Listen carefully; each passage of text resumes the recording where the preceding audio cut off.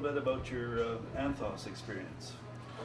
Anthos, again, it started with a woman. That's most of the best things in life to do.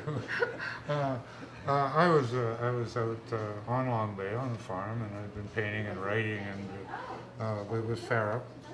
And we go out for 10 hours a day and paint in the fields, and come home at night, in a big pots of stew on the stove and cornmeal biscuits and that. It was great. Nothing ever tasted as good as that ever since. And we wouldn't see another human for about 4 months at a time, So when the hydro guy showed up to read the meters, we both jumped back like frightened animals into ourselves. We were bushes we could hide behind and look warily out at what this thing was. But after 4 years of that, the sprites and the goblins start to get to you. And at the time, I had resources and the opportunities to make more money than Farah, though she did as much and more than I did around the house. And I've always been a person when I'm with another person. It's always 150%, 150%. Forget 50-50. That's for accountants. You give it all the time, and you squander it with a great deal of grace. This is what more my version of love, anyways. So she was doing that for me, and I was happily doing it any way it came up for her. But one day she was depressed because she didn't feel she was making a big enough contribution, to our lives. No, I was totally happy. More to placate her, because I'd done a magazine in Ottawa years ago, many years of it and that, and I've been active that way and knew how to do it.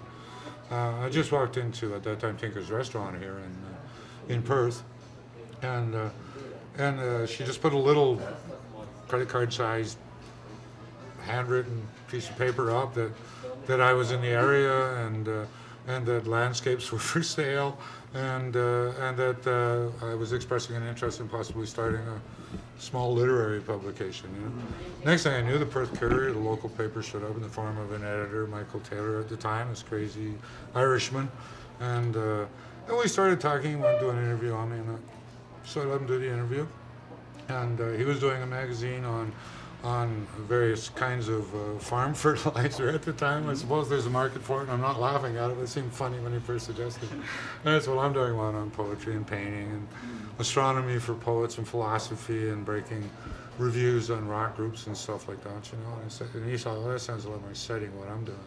I said, well, come on in, you're plugged into things we can use. So we started it together there, and then basically he couldn't meet a lot of the meetings because he was very Irish and in his cups most of the time. So he begged off gracefully, made a graceful exit, and carried on with the magazine for another 5.5 years.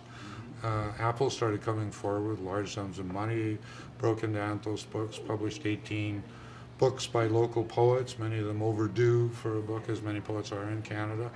Did poster poems that went throughout all the school boards in the area, did large benefits for the food bank, heart, liver, lung, diabetic associations. It was this grand gypsy caravan full of crazy artists and poets on the road, and collaborating with the heads of education for Apple and the Apple Foundation, and unlikely partnering of a lot of the technical experts that were busy trying to break Apple computers into the education market, and advertising executives who were talking to flipped out poets who had, hot plays they wanted to debut. So we would be debuting plays and giving poetry readings in the Congress Center down in Ottawa 3 years in a row under the auspices of La Baldenage, Winterlude and all that, And having great fun doing it, and artists having their eyes opened by businessmen they never suspected of being capable of being illuminated, often shedding more light than the artist who thought he was the first magnitude star,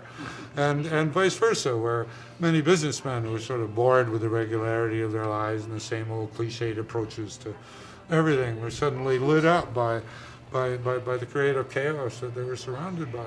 So it was a dovetailing of the interests of many different media outlets, the city of Ottawa, places like the food bank, Q101 at the time, where I had a radio station that evolved out of this, Radio Anthos, and TV stations like CJOH and that, They got into it, to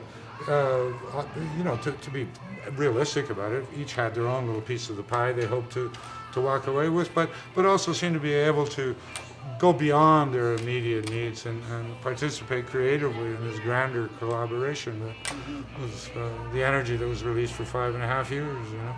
And the beat still goes on. I'm in the process of publishing another Anthos book for a young poet out in Kamloops, incredibly talented and way overdue, named Alicia Waters, you know.